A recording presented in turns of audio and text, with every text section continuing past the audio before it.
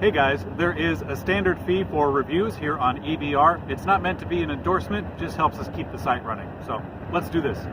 Hey guys, what's going on? So it is a beautiful autumn day. School has started and I am here at the college checking out a really cool bike. Behind me is the FLX Baby Maker. It's a pretty cool single speed electric bike that is quite unapologetic in its purpose and also its name. So let's go ahead and get into the details. All right, so as you can see, the FLX Baby Maker is a pretty good looking bike, and I think that's what they're going for with the naming convention. Is something that's so doggone good looking it will help you get results, I suppose.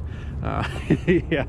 So the Baby Maker is in bright orange. They also have it in a few other colors from what I understand. I'm sure they're going to have black, but I also saw some hot pink or lime green tossed in there somewhere. This is actually a pre-production bike that I got my hands on here to show you guys. So this is about 98% of the way done. They're going to make a couple of adjustments with a tour that they're going on right now, but this is pretty darn close. So this is the FLX Baby Maker. The details are pretty simple to go over because it's a very simple bike. It has only one speed on the gearing. The pedal assist system is pretty slick. Some cantilever brakes on there, so not a whole lot of bells and whistles on this bike. It's pretty simple, pretty down to earth. So let's go ahead and start up front with the tires. So these are a 700 by 28C, so it's a pretty thin tire for road purposes. So as you can see, we're here in the tennis court. This is a great place where they're not cutting the lawn, thankfully. Can't imagine what that'd do to their equipment. But yeah, in a spot like this, but also on this longer road, it's a perfect place for it when we're going around campus. And that's what we'll do. I'll strap on the camera and we'll kind of go for a ride around campus up yonder. So yeah. That's really what it's made for. If you get into like a gravel or something like that, then you're really going to have to practice your balance skills in order to get through that small spot, because they're really made for road is kind of what this this tire is exactly made for. On here you have a pretty big you have a pretty big wheel right here. So that's a deep section of the rim right here that kind of goes up a fair way. So as a result, the spokes aren't quite as long, but on the other end of that you have a pretty tall profile here. Part of that is the rim that is contoured for the rim brakes that you have on here. So this bike does not have disc brakes like most electric bikes. It does have a mechanical rim brake. Sometimes you see rim brakes that are hydraulic, and they're actually pretty darn slamming. In this case, they are kind of a high-end mechanical cantilever brake. You see them quite often on road bikes or racing bikes. I suppose they're lighter. I'm not sure if that's a main draw for them or if it's just because they're more simple. But one thing that's pretty cool is to get this thing on or off, it actually has a lever right here to open up the brake pad, and then from there it expands just a little bit so you can get the wheel on and off, and then you just turn that little lever, tightens it back up again, and you're ready to ride. So that's a pretty cool thing about it. Not too much to talk about down here. You do have a quick release on the 100mm hub spacing and the 13 gauge spokes.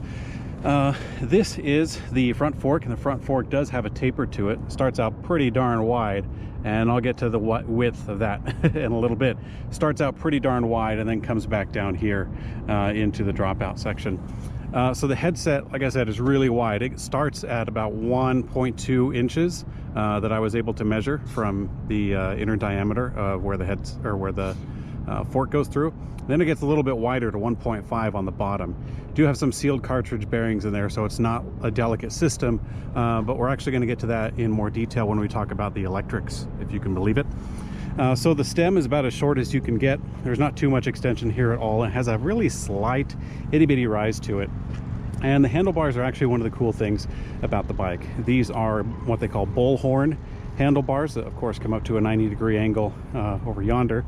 They do have a 135-degree bend coming up right here, so it does actually come up to meet you to give you a couple of options. When you're riding, you got the brakes up, in a very natural position, or you can kind of come up to here, or if you really want to, you can kind of put your hands up top to kind of get a different riding position for not only your hands, but also for your body. Because if you have your hands down here, you're kind of hunkering down, or if you want to relax a little bit, push up on the handlebars, and that will put your rider weight back and kind of change the proportions of where your weight is on your body. These are the mechanical cantilever brake levers. Nothing too amazing about them other than they're pretty darn slim. I'd say they're like 3-finger levers or so, not a whole lot of width to them, so they fit into the form factor really well.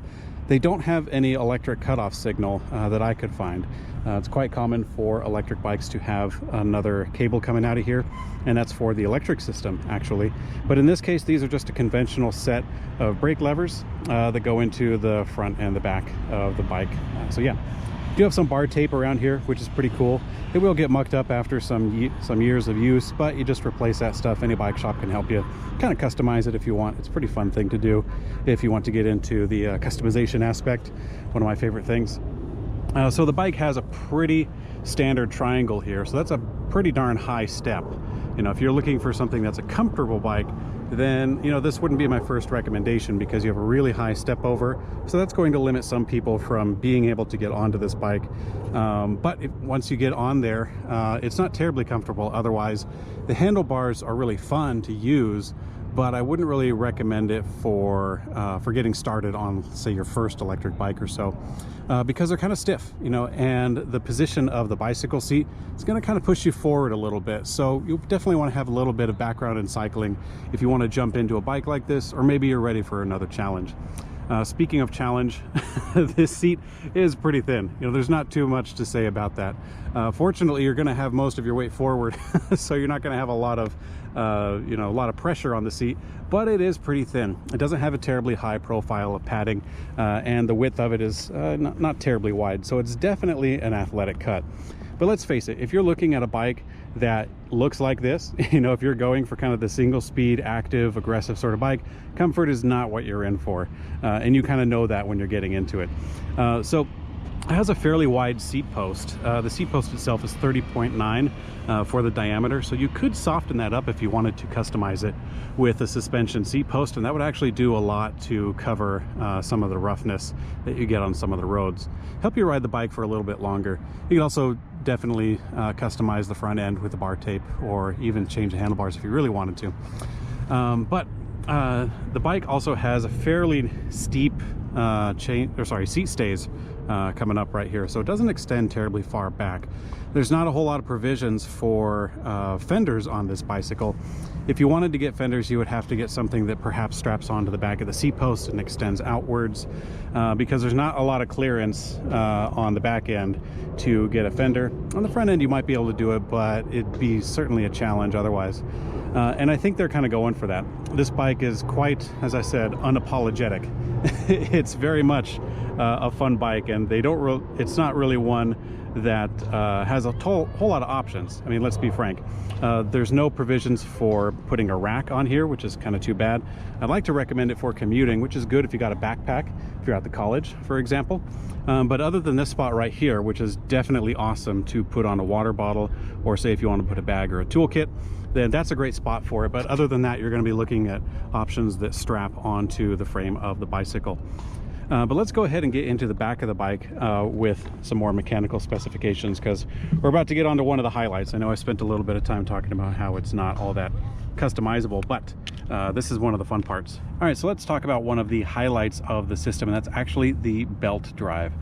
So you'll notice that instead of a regular chain that's coming from front to back, you actually have a belt. So this is a belt much like you would see a serpentine belt inside of a car that runs the 12-volt system. But in this case, what you have is a belt that's running the drive system for the bicycle.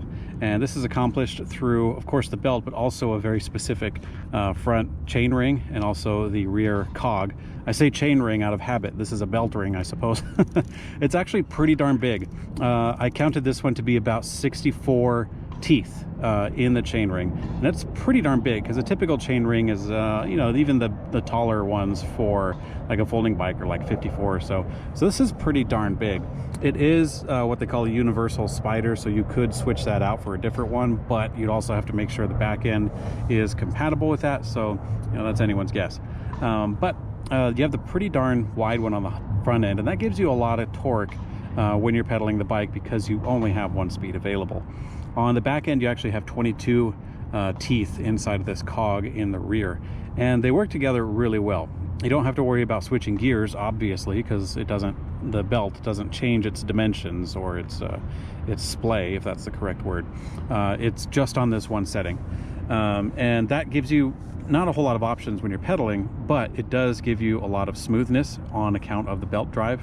You don't have kind of like that chunky sort of feeling when you're pedaling. It's a fairly subtle thing, but another great benefit about it is that you're not going to get a whole lot of rust at all on the belt. Because the chain, of course, is made out of metal. This is made out of, I'm sure, some kind of very technical rubber composite. But the belt isn't going to get mucked up with a whole lot of service needs. You're not going to have to lube it. You're not going to have to change it out for rust. It's not going to stretch too much the way that a chain does over the course of some miles. So this is actually a really good option for service, aside from the smoothness and aside from the look. And that does, again, come into the back of the cog here. This one is fairly small. So this caps out around 20 miles an hour, for me at least. When I'm pedaling and I get up to about 20 miles an hour, from that point I feel like I'm just spinning out and spinning the front chainring a little too fast. You'll kind of get a sense for that when we get on the bike and take it for a ride. So one last thing to talk about is the horizontal dropouts in the rear. So to get the motor off of this, of course, you'd have to undo this guy, pull them out, undo the chain, and pull the whole thing out towards the rear. There are some little tiny 3mm head screws to adjust that horizontal dropout to get the motor out. And of course, there is a disconnect coming up to the front. Oh yes, one last thing I forgot to talk about on the brakes is that they actually have a nice little spring system that's built into the brakes, which is pretty cool, because that actually makes it a dual, not like a dual piston, but the caliper has like a dual, what's the word, dual flex arm, what's the word they used? Dual pivot, that's right. So it's a dual pivot point. So that way, instead of just one brake moving in towards the middle and therefore pushing the wheel into the other, you have both brake pads pinching in. So it's a little bit more sophisticated than your average smaller brake. But yeah, that is the mechanical system. Let's go ahead and get into the electric system, because I really like that part. So the first thing that you'll notice or not notice about the bike is the battery. So the battery is actually built into the frame of the bicycle, specifically right here in the down tube. So inside of this down tube, which by the way is completely sealed, take a look right around here. And that's the that's the naming too. The word Baby Maker is printed on the bottom here. So there's really no way to get into this battery easily. It's not intended to be like taken out by the user. Really, it isn't. So I'll put up some pictures during the video editing to kind of show you guys what I had to do. Up on the headset, you actually have to remove the badge up here. So you got to remove that badge, and then after removing the badge, then you can take the fork and the handlebars off of the bike completely during disassembly.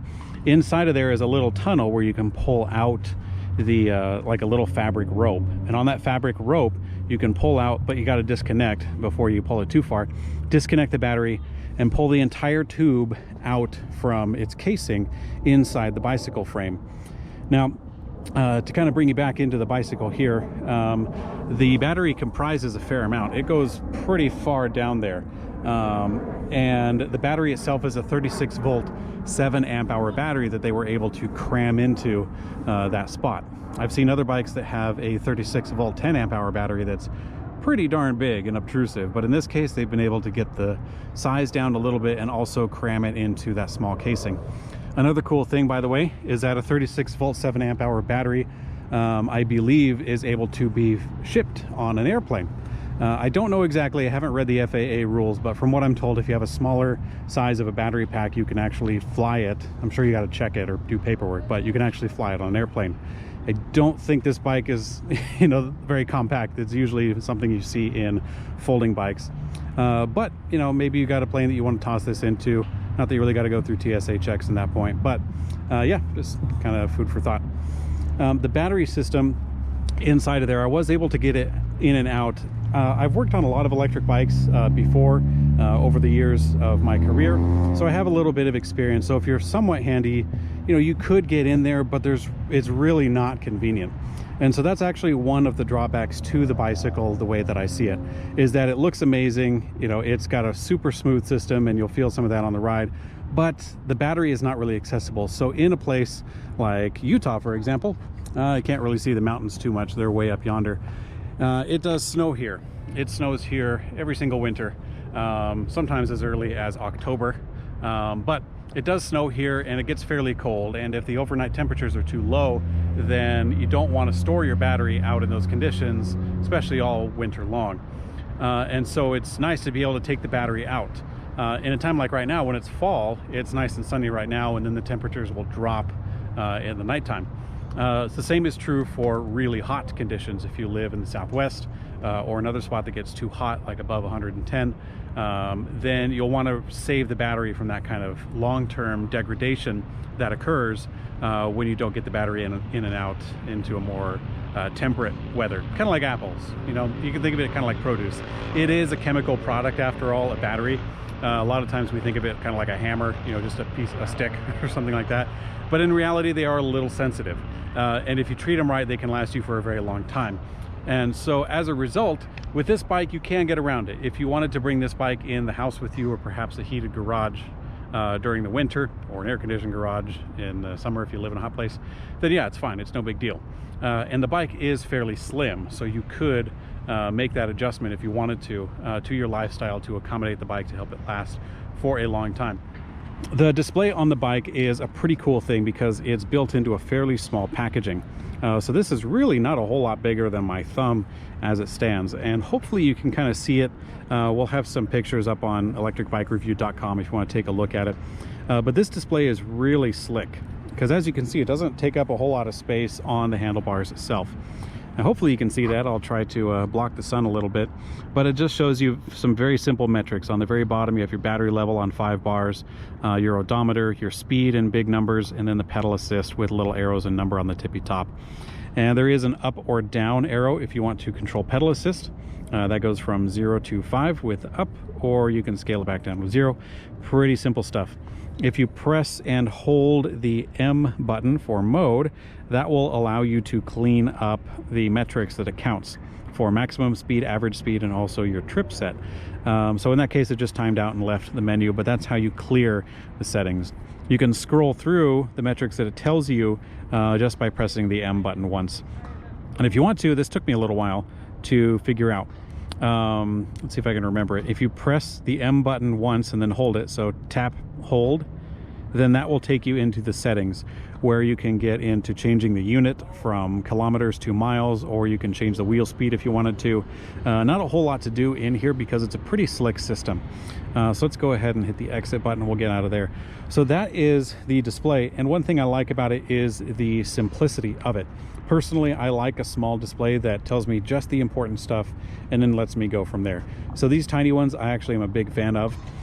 Some people like the bigger ones because they want to count how far they're going or track their progress, and that's a really good, that's a really good use for it. For myself, I like the small ones. They definitely look really nice.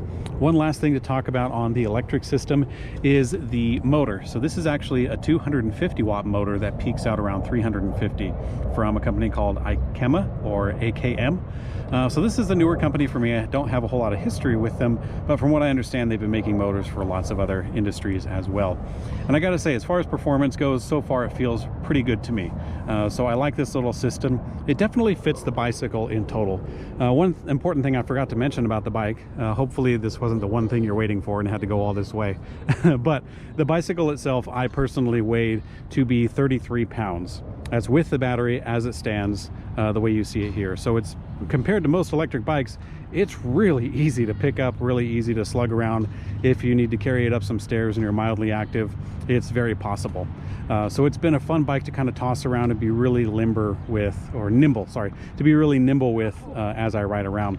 So let's go ahead and get to that part right now. I will strap on the camera and we'll go ahead and go for a ride through the campus. Anyways, so here we go on the Baby Maker. Pretty nimble, I definitely want to say that. So it is a cadence-based pedal assist system. That's something I forgot to point out while I was so excited about the belt ring. But it does have a 12 magnet cadence-based pedal assist, which is pretty easy. I'll put it that way. It takes a little bit to get started, but once you get going, it's pretty simple. Let's go ahead and cut over here. This looks fun. So as a result, when you are pedaling along, it counts your your crank rotations or your pedal rotations, and as a result, it will give out the pedal assist power. So like I said, it takes a little bit to get going, and when you only have one option for gearing, that means that you can get yourself into a sticky situation if you are trying to climb a hill. Actually, let's do that right now because I don't want to dive into traffic. Let's do some off-road. Hoo-ha! All right, so when you got to jump up a hill like I did just now, get yourself a running start, but also the gearing options aren't there, so you really got to huff it if you don't have enough momentum to keep the cranks moving. But here we are off-road. I didn't think I would do any grass or gravel on this bike, but I kind of got backed into it. So it isn't as bad as I thought. You know, I kind of started the spec review by saying that the wheels or tires aren't that great for off-road, and I still stand by that. But, you know, in a pinch, you could do it. I mean, here we are. I'm not slipping out too much, and it has been raining recently, so yeah, that's you know, it did it. Here we go.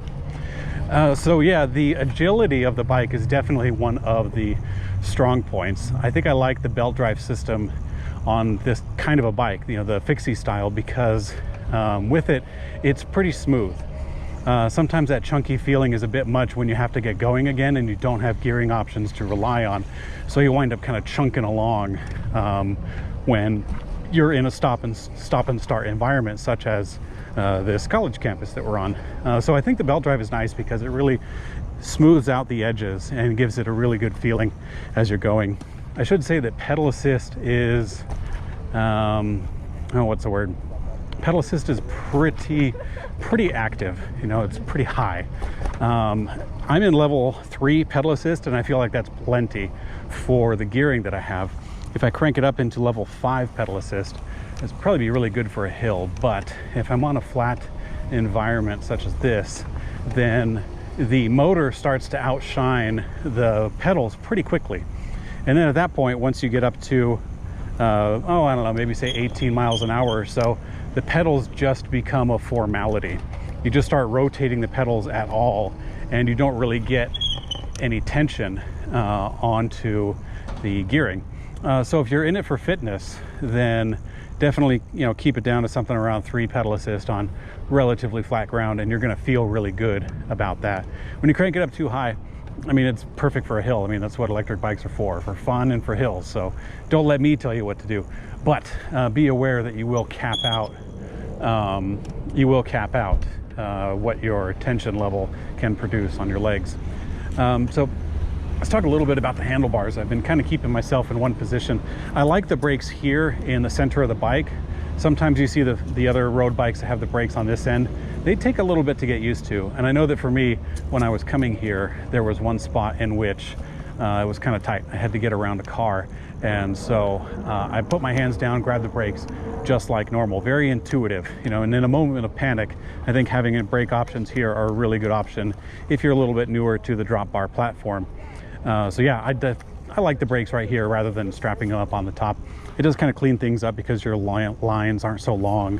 They can be a little shorter. But the multiple options are really nice because you can, like I said, you know, kind of post up a little bit, or you can kind of hunker down. Let's take a tight turn. Shabam. Oh, fun. The steering aspect is different. You know, normally you steer with your palms down, so steering in this manner is a little different from what I'm used to. I have done drop bars too, where they're down here, and that's even more, what's the word? You got to acclimate yourself to that a fair amount. Here I am. Let's see. Fun stuff. The wheels and the tires, you know, there's not too much to say about them. They are kind of a road tire, road wheel, so they're definitely in their element, kind of here bouncing around the campus on, you know, some flat ground. So I like that part of it. Not too much to say there. They perform pretty well. Let's see. One thing I forgot to talk about with the bicycle is the balance, and I feel like the balance is pretty darn good. Let's see if I can make this right here. You gotta be one with the bicycle, but the balance is pretty good. Given the really thin tires on the bicycle, it's more difficult to balance. On a fat tire bike with low PSI, you know, it's a lot easier. Something like this is the other side of the extreme, where you're on, you know, this pizza cutter kind of wheels trying to go around. So the balance of the bicycle, I would say overall, is pretty good, because I'm able to do this relatively easily, can still do some fairly wide turns with it. And I'm not a stunt rider. Whoa! I'm not a stunt rider by any means, but I would say that it definitely feels better than other bicycles that I've tried of this kind of orientation. So yeah, let's go ahead and jump into the bottom bracket shot. Let's do this. All right, guys, I've got you posted up fairly high on the front belt ring. I almost said chain ring. Got it cranked up to level 5 pedal assist. So let's go ahead and take it for a spin.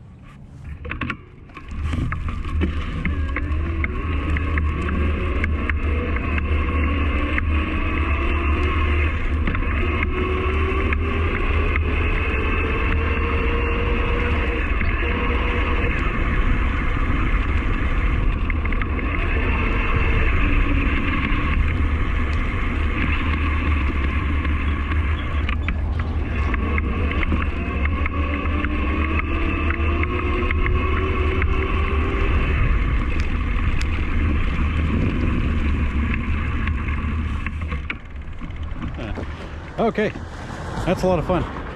Yeah, that cadence-based pedal assist is really smooth, and I think that in combination with that belt, it makes for pretty easy riding. All right, guys, thanks for checking out the FLX Baby Maker with me. It's been a lot of fun to use it here tooling around the campus, and I've really enjoyed it. So yeah, if you want to check out the full specifications and written review for the FLX Baby Maker, along with other FLX bikes and many others, go to ElectricBikeReview.com. While you're there, you can also participate in the forums if you'd like to participate in the community and ask a question there. So thanks for watching, guys. Ride safe.